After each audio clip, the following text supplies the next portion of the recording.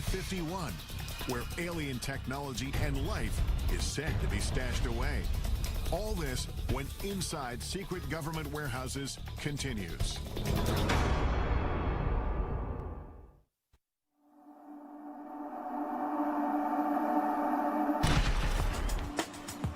Our search for the truth about secret government warehouses has taken us on a global journey. We've been to Montauk, New York to explore allegations of mind control and time travel experiments underneath an abandoned military base. And we've traveled across the Atlantic to delve into the depths of the Vatican's secret archives in search of answers to age-old mysteries. As our investigation deepens, we check in at our nation's capital, where we are still looking for answers and access. We made that request via fax 4 weeks ago, and we haven't heard anything back. We would love an opportunity to go to the facility and tour it. For weeks, we've been calling the Air Force requesting permission to get inside Wright-Patterson Air Force Base in Ohio, and what may be the most secure military base in the United States, the legendary Area 51. Oh, you've never allowed visitors out there? After phone calls to multiple government agencies, we finally reach an Air Force representative who agrees to review our request one more time. Thank you so much. I would appreciate that. The Pentagon's reluctance to let us into these military bases only fuels our curiosity. Could they be hiding more than military secrets inside? And are there other bases, or even warehouses like the one depicted in the sci-fi series Warehouse 13 that we don't even know about? And that is exactly what we do here. Take the unexplained, and we just safely tuck it away in this supersized Pandora's box. Washington insider John Podesta says the idea of a central warehouse is a myth. There's, of course, not one single place that classified information is distributed across the country and across the globe. Could there be military bases we don't know about? Could there be places underground? Well, if we don't know about it, how do we know? Officials at Wright-Patterson Air Force Base decline our request for an interview. But we are able to speak with Congressman Michael Turner, who represents the Dayton, Ohio district where the base is located. Wright-Patterson Air Force Base is known as the largest Air Force base in the world. It has over 20,000 people who work inside the fence, largely in research and development. It has been involved in every plane for the military, starting with the Wright brothers plane, going straight through to stealth. Turner acknowledges Wright-Pat's classified research has inspired theories about extraterrestrial technology stored on base. Whenever you have a base, it's 8,000 acres and only 10 planes. There's a lot of research and development that's going on, and there's a lot of speculation. Speculation fueled in part by Wright-Pat's role in the infamous Roswell incident of 1947.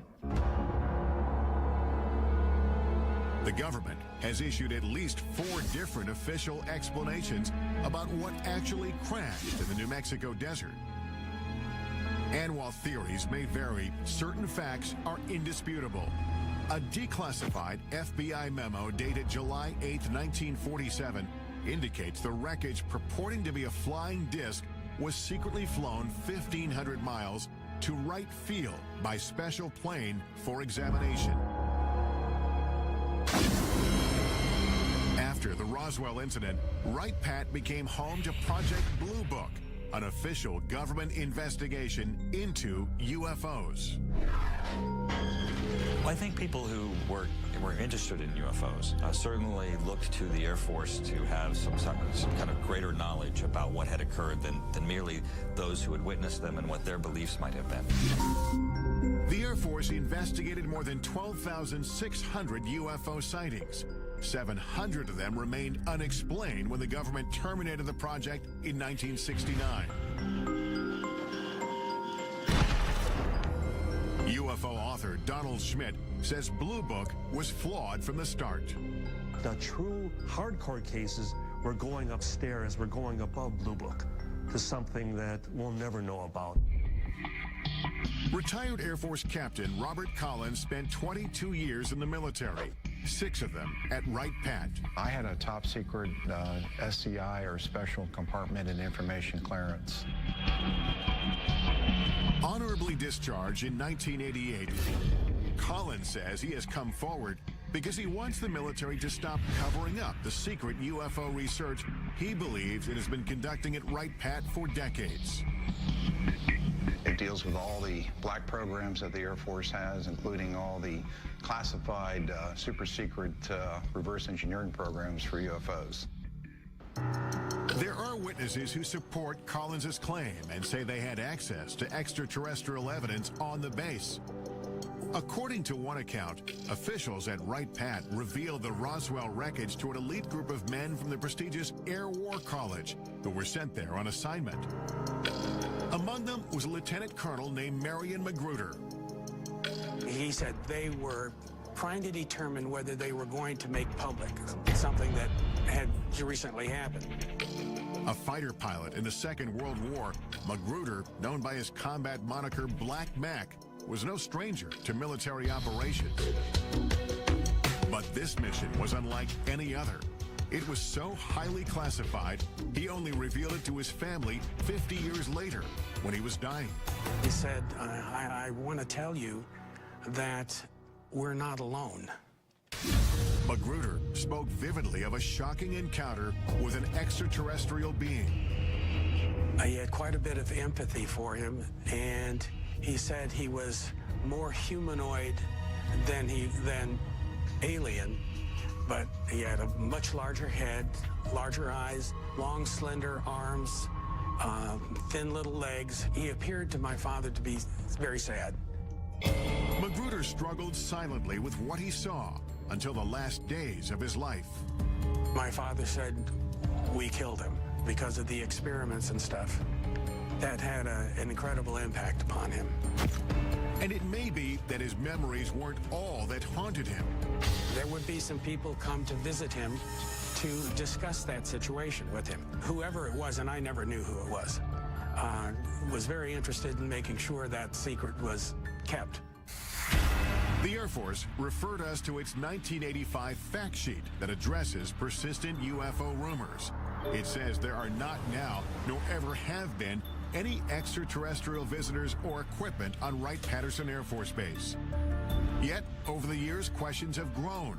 Suspicions sparked by testimony from former employees, including Robert Collins, who says underground facilities are strategically hidden throughout the base. Never find it unless you knew where to look. Coming up, reports of a complex labyrinth deep underneath Wright-Patt. And physical evidence allegedly from the base that may prove a government cover-up of alien life. I'm too old to worry about my reputation. And later, travel with us to the Nevada desert for an unprecedented investigation into Area 51. If the public ever really knew what happened at Area 51, they'd want to burn the place down. All this and more when Inside Secret Government Warehouses continues.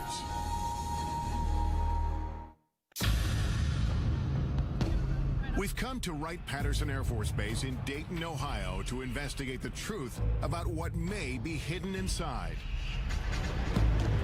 Is this base ground zero in a government conspiracy to cover up evidence of alien life? Many UFO researchers believe so. They have the proof. They have the physical evidence. To this day, everything still points to Wright-Patterson Air Force Base. According to retired Air Force Captain Robert Collins, The next building is 620. these civil engineering drawings show entrances to a massive complex of tunnels and vaults located under the base. Which leads to a set of stairs. Combining data from 25 years of research with information leaked to him by unnamed sources, Collins describes what he believes he's under the surface. All these tunnels and vaults are completely independent of anything else in Wright-Patterson Air Force Base. 60 feet down, below ground. And then there's a limestone rock bed, which is anywhere from 10 to 15 feet thick. So you may be as far down as 70 feet. You're looking at probably the size of a couple football fields at least in length. You're There's roughly 4 big vaults. They're about 100 by 100 feet in size. They got carpeting on the floor of the tunnels, and you could drive a pickup truck through them. Collins says the most remarkable secret isn't the underground complex itself. It's what he says the Air Force was and possibly still is hiding inside.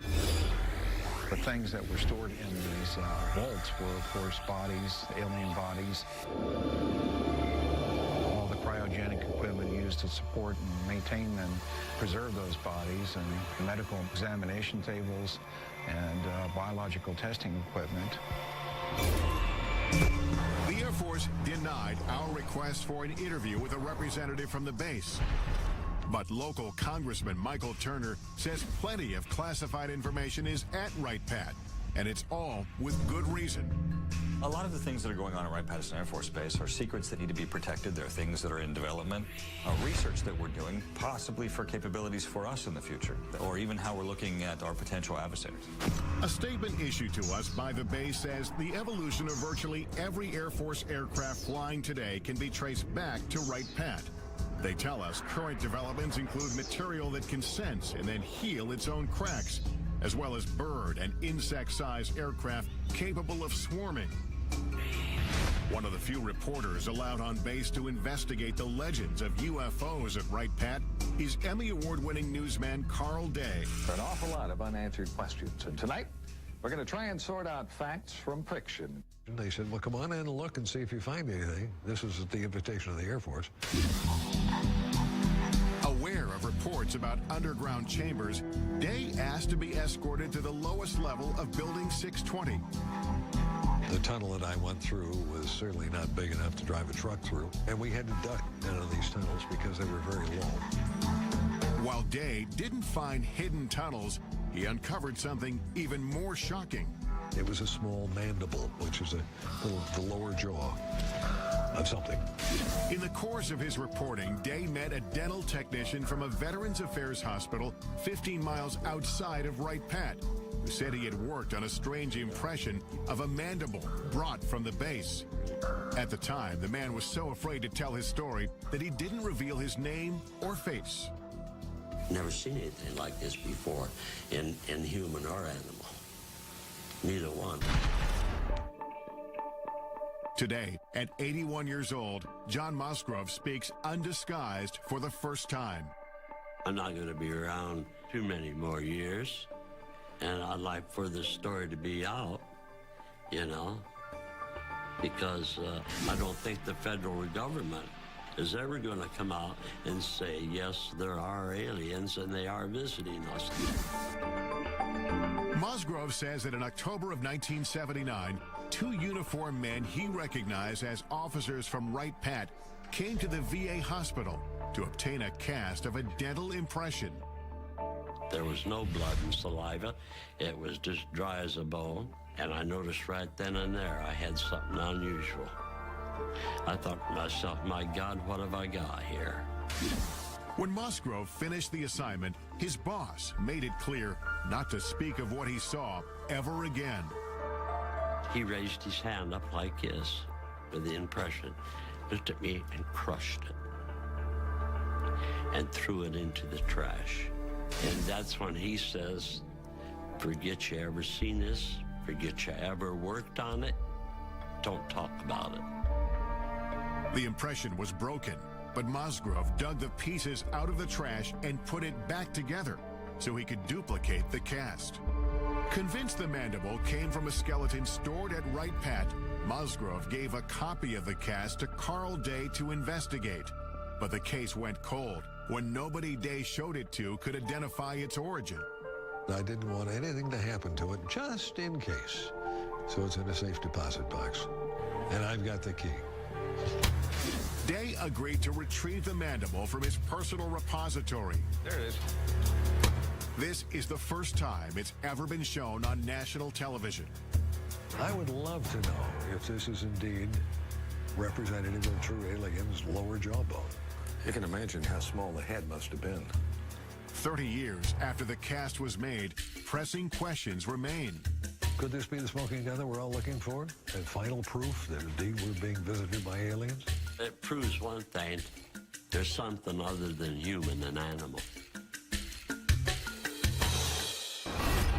Coming up, does this mandible hold the secret to extraterrestrial life? A leading dental anthropologist weighs in. And that's not even close. Right.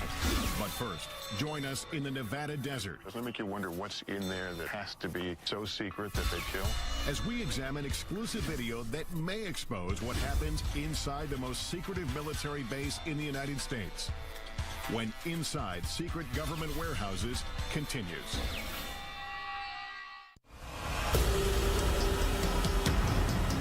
Our global journey leads us to one of the most mysterious military facilities on Earth.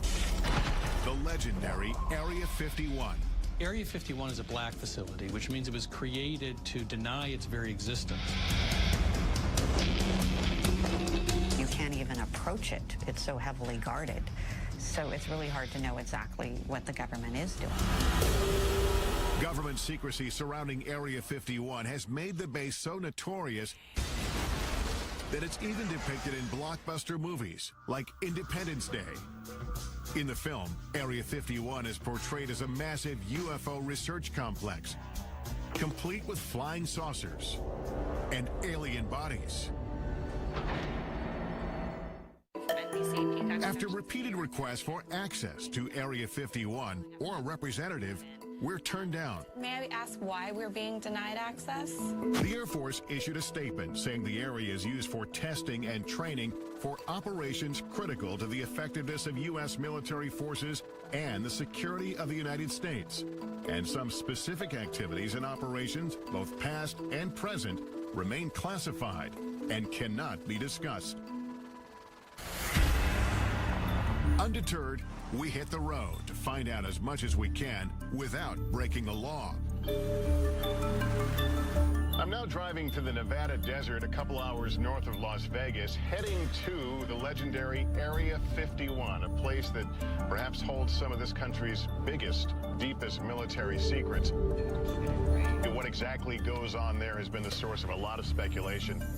As local tourism shows, most of the speculation centers on extraterrestrial projects, reports of warehouses dug deep into the mountainside. There's some sort of earth-moving activity taking place in that area. Where some claim scientists are conducting reverse engineering on alien spacecraft. It was hundreds of thousands of years ahead of our technology. And most shocking of all, potential evidence that may confirm extraterrestrials exist and may have been held on the base. All claims we'll look into in the course of our investigation here. Area 51 has been veiled in secrecy since its inception. Established in 1955 as a covert test site for the U-2 spy plane, its purpose was to hide military projects. It was a place that was preoccupied with maintaining total secrecy. And secrecy then became its mission. The remote desert location, labeled number 51 on this 1950s map, seemed to be the perfect place for a black facility. But as the base infrastructure and activity grew, information began to leak out. The U-2 spy plane, the SR-71 spy plane, various stealth aircraft were all tested at this facility. And everything that we can see from the ground and the air indicates that this base is for aircraft testing. Despite full-scale Air Force operations on site, the government refused to acknowledge its existence. Not just initially, but for 40 years. Area 51 investigator and guide Glenn Campbell has been studying the facility since the early 90s. It was sort of like going to a drive-in movie. You could drive up and look down on the secret base that the government didn't acknowledge. I'm going to meet up with Glenn Campbell. Glenn and I first met up 16 years ago when I came out to this same desert trying to get answers about Area 51. This viewpoint we're heading to is Freedom Ridge. In this report I did back in 1994, we simply drove up a nearby peak and the entire facility was revealed. From our mountain vantage point, Dreamland is a collection of unremarkable buildings. Today, the military has expanded control over land around the base. It's been a long time. So getting a good view won't be as easy. What will we be able to see today? Well, from the ground, we're not going to be able to see much. And I know you brought some So we have satellite photos. increasingly better satellite imagery over the years. Some of the stuff is incredibly good. Look at these runways and things. It's still the best way to see it is from overhead. Yeah, the security of this place is part of the intrigue. That's what continues to raise the level of curiosity and even, conspiracy theories. The security here is intense. Look around, it's a good place to hide. It's a damn fine place to hide. Area 51 first gained public attention in the late 80s with an explosive claim made by a physicist named Bob Lazar. He said he'd been working on a top-secret project to reverse engineer alien spacecraft at a classified location near the base. He says, no, John. He said, I was in it. I touched it. It's real. It's E.T. It's nothing that we could have produced. Bob Lazar declined our request to be interviewed for this program, but referred us to his good friend John Lear, a retired pilot who flew missions for the CIA. I was the guy that exposed Area 51. Lear says he pushed Lazar to do a television interview revealing the government cover-up of alien technology. He said, yeah, just as long as I do it in shadow. The interview took place at Lear's home, and he captured the setup in this exclusive video. I'm taking pictures. That's Bob. That's his wife. In the interview, Lazar claims to have worked on flying saucers in a secret facility called S4. So covert, it's camouflaged by a mountain south of Area 51. John Lear describes S4 as Lazar explained it to him. S4 is an underground base. It just looks like a slope of a mountain, but actually they're hangar doors, and they slide up. So it looks like just part of the mountain is sliding up. And it would lead into a laboratory, and there was a set of hangars there. 9 hangars all together, and there was a flying saucer in each different one of them, and they were all different. Right, straight down the road. If the reports of flying saucers and reverse engineering are true, then could the government be using Area 51 as a warehouse for alien technology? Regardless of what kind of secrets the military is hiding inside Area 51, it's clear visitors aren't welcome. This is as far as we can go on public land. That's the first thing that strikes me. There's no fence, just a pair of signs. At first look, security at the base doesn't seem impressive. But soon, the complex layers of defense become apparent. I notice tripods on the hill. Those are watching us. Cameras, they're looking down at us. They're looking at the road over there. You can't sneak by on this road. And if you miss that, you don't miss our friends up here on the ridge. Right. In the pickup truck. These guys are here 24 hours a day. Ground sensors, remote cameras, and private security around the clock. Yet the desert itself may still be Area 51's best protection. You know, when we came here, I expected to see a 15-foot barbed wire fence. There's no fence, just a series of these orange posts. These posts are the only marker that you're required to have in Nevada to mark a boundary line. They don't need a fence here. They've got 13 miles of empty desert to protect the base. Well, the sign's pretty typical. Warning, restricted area until you get to the bottom. Use of deadly force authorized. So we're actually 3 feet from being in a situation where we could be killed. Doesn't it make you wonder what's in there that it has to be so secret that they'd kill? Could it be true alien visitors are being held at Area 51? Airing for the first time on network television, this video purportedly shows a live extraterrestrial on the base. He's apparently being observed by military workers through a glass partition. The source of the tape is a man who goes by the name of Victor. He won't reveal his identity for fear of retribution. Victor says the video was smuggled out when material from the base was being converted from analog to digital. He discussed the video with an altered voice in his 1996 interview. Approximately twice a month, they sit it down for a session that generally lasts from 3 to 5 hours. Victor claims the alien arrived on Earth in 1989 and was subject to regular interviews. In this session, he says the alien becomes distressed. He's checking for hemorrhaging around the eye sockets and in the nasal cavity. Victor believes the alien died in the mid-90s. We have no way to verify whether the video is authentic, but we'll take it to a creature effects expert in Los Angeles to test its plausibility. In the meantime, we scale a mountain in search of any sign of structures inside the restricted area. Point is to hug these orange markers. I don't even see any orange markers. There's but we know the orange markers are to our right here. We're losing daylight and only have orange posts to guide us. One wrong step into the invisible border means we could be arrested. I see a structure off in the distance. What are we looking at there? That's the actual guardhouse. That's the actual gate within the Nellis Range. So if you were to keep driving on the road past those signs and you got to that guardhouse, you'd be arrested immediately. We continue to climb upwards until we can't go any farther. Well, this is as high as we can get. It looks like we're at the end of our journey because I see what do you call them, camo guys? Yeah, the camo dudes. Are here, and some orange markers here. This is as far as we can go. This is where the border changes. I think our only option is to get in the air during daylight, and maybe I'll be able to get a glimpse and get some idea of what's in Area 51. But we're going to need daylight and a chopper. Yeah. Coming up, join us in the skies above the Nevada desert as we take you as close as you can get to the most infamous military base in the country.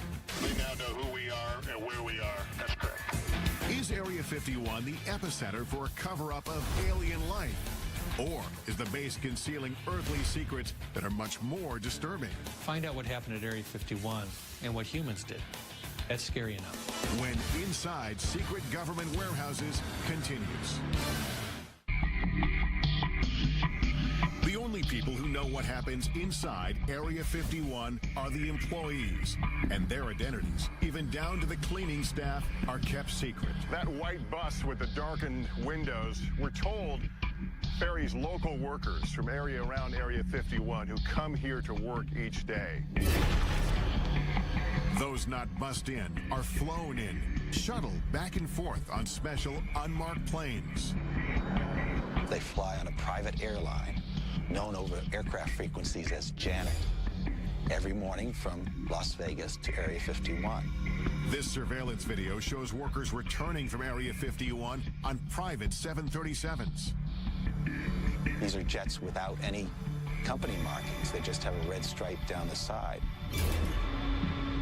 Signing on to work at the base means agreeing to a covert lifestyle. No one can even admit that they work there. Jonathan Turley, a litigator in national security cases, first learned about Area 51 in 1994 when he was contacted by employees who were gravely ill. You're basically told to go die. And they weren't supposed to talk to a lawyer, and they weren't supposed to talk to a doctor. Despite having signed non-disclosure agreements, some workers told Turley they'd been exposed to toxic materials on base. One of them was a sheet metal worker named Robert Frost. He couldn't tell the doctors where he was working or what he might have been exposed to. They could have put him in jail for it. In 1994, I conducted this interview with Frost's widow, Helen. She told me about the first day her husband came home with symptoms. He walked in a door and he was screaming. I looked at him, his face was bright red, and all the skin was peeling off of his face.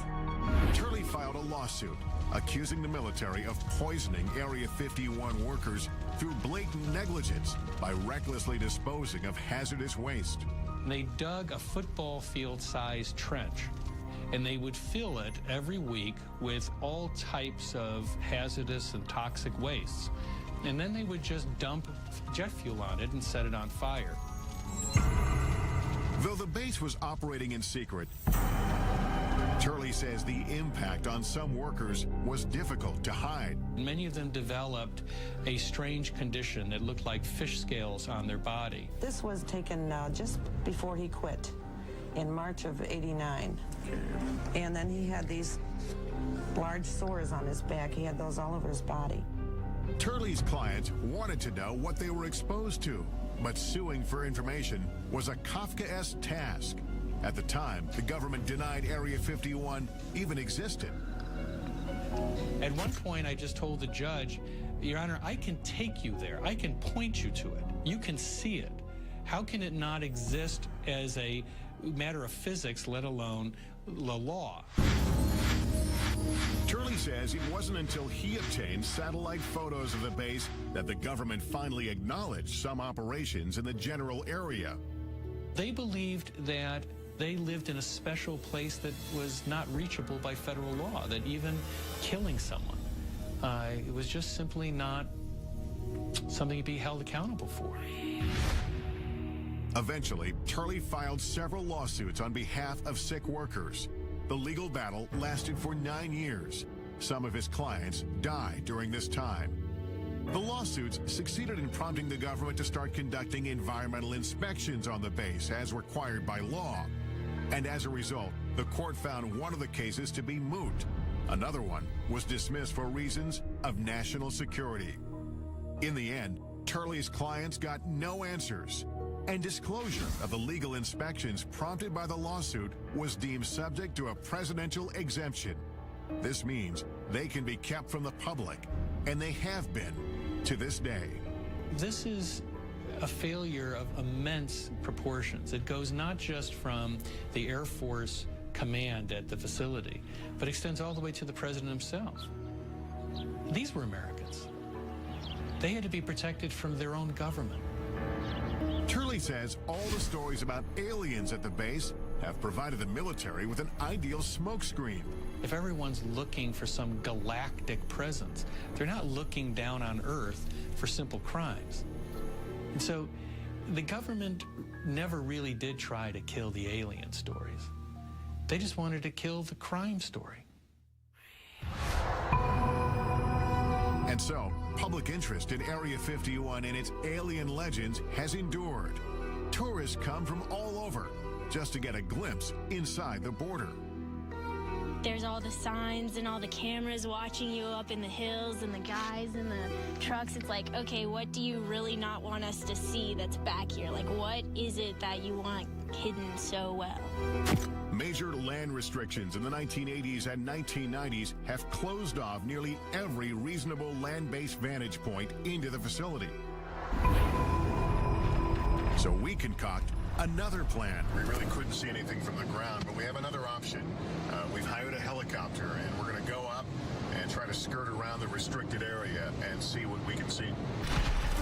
Campbell, the sky is also now the focus for investigator Glenn Campbell as he prepares to monitor activity in the restricted airspace above the base with high-powered surveillance cameras. I have 3 cameras recording 72 hours worth of video. These 3 specialized cameras will record continuously and capture anything unusual overhead, day or night. The idea is have Bald Mountain on one side, have this small peak on the other side. What's nicer? As we await the results, I head off to do some aerial surveillance of my own. All right, I'm Tom. It takes several calls before finding a pilot willing to take us anywhere near Area 51. Well, these are restricted areas, and why they're restricted areas, they don't tell us. How close can we legally get?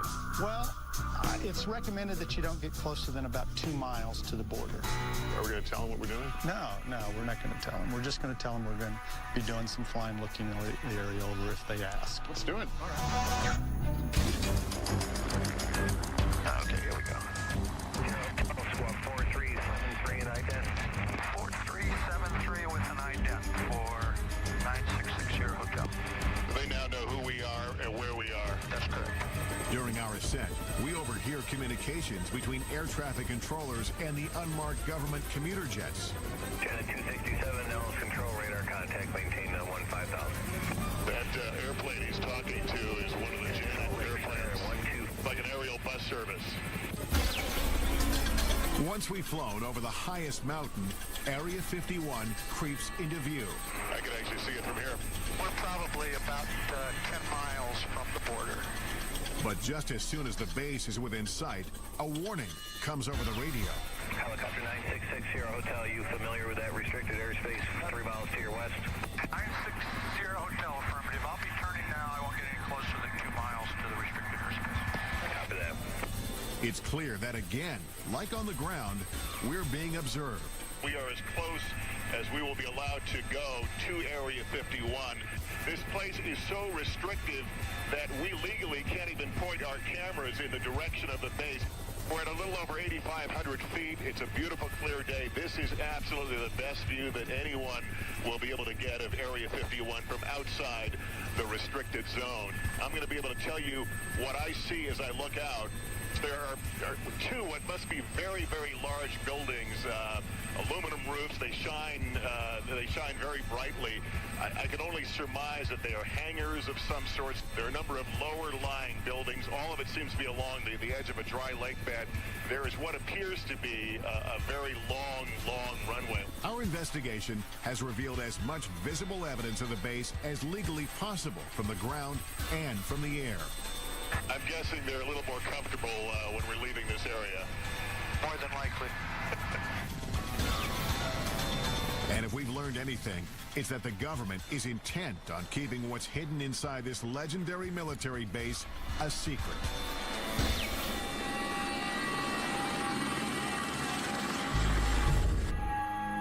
After 72 hours monitoring the sky, our video surveillance captures some anomalies. An eerie desert storm sweeps through the area. A bright light floats along the horizon after dark. And then we discover this glowing disc in the corner of the screen. Upon examination, the light turns out to be a car driving on the desolate road. The disc, however, remains unexplained. Campbell says it could be the moon. When you come to the desert and you look up at the night sky, you see more stars than you would ever see anyplace else. When you look up at all those million points of light, you got to be crazy to believe we're alone in the universe. Coming up, our investigation continues as we travel from coast to coast to analyze the evidence we've discovered on our journey. What will the purported alien interview video from Area 51 reveal? And could this mandible support theories of extraterrestrial life? It's like nothing I've ever seen before. Answers coming up next on Inside Secret Government Warehouses.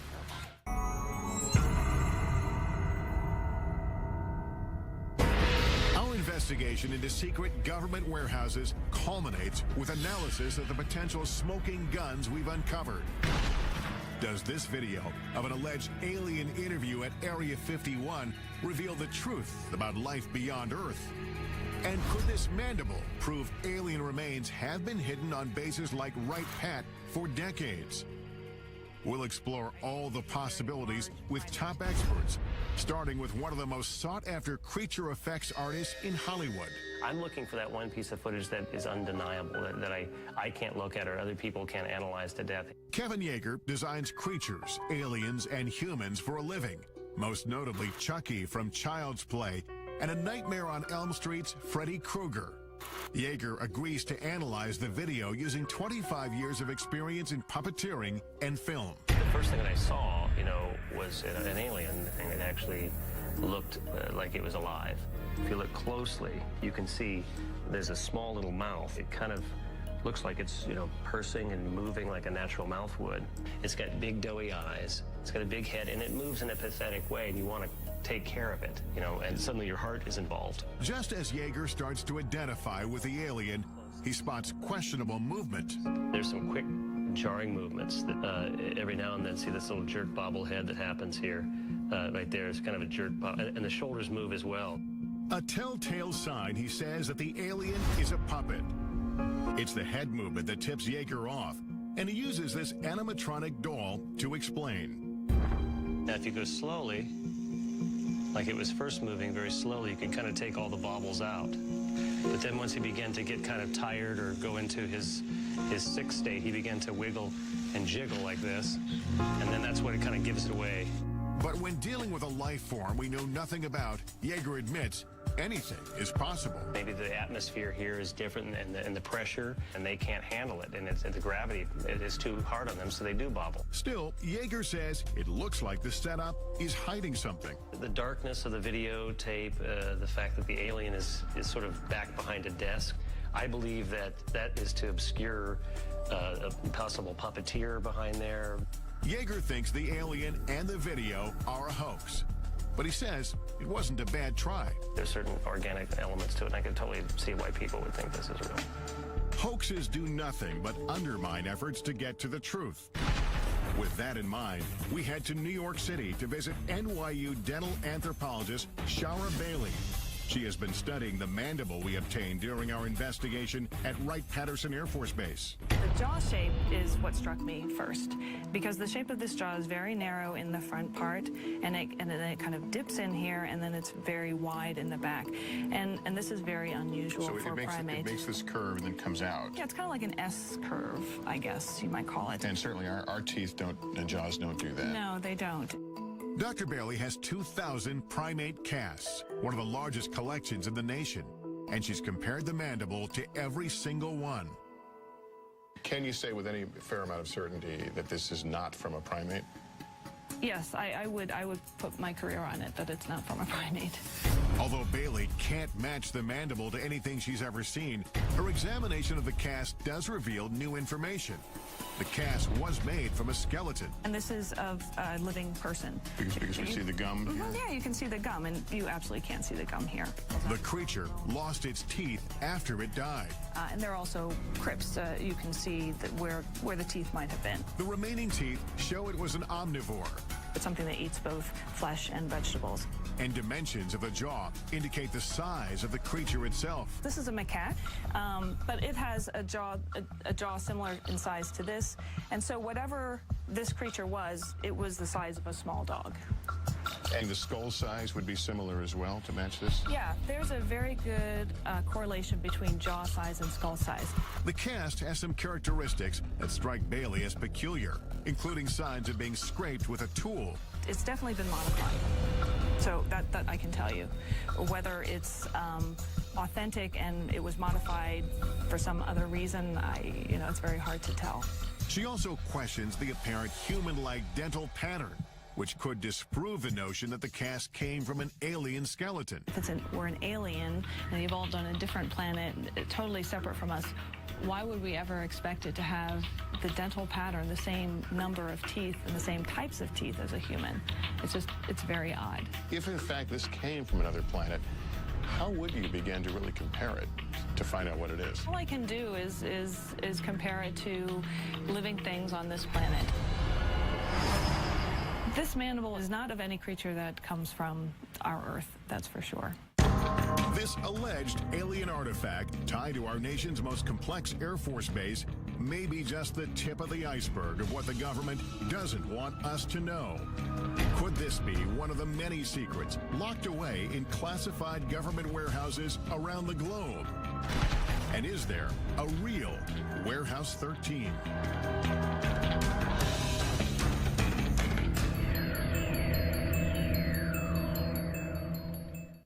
In the end, we can't say for certain what's below ground or hidden behind closed doors. What we do know is that there will always be information those in power don't want us to know about. And as a society, we have the right and the responsibility to keep asking, to keep pushing, to discover what they don't want us to know and why. I'm Lester Holt. Thank you for watching.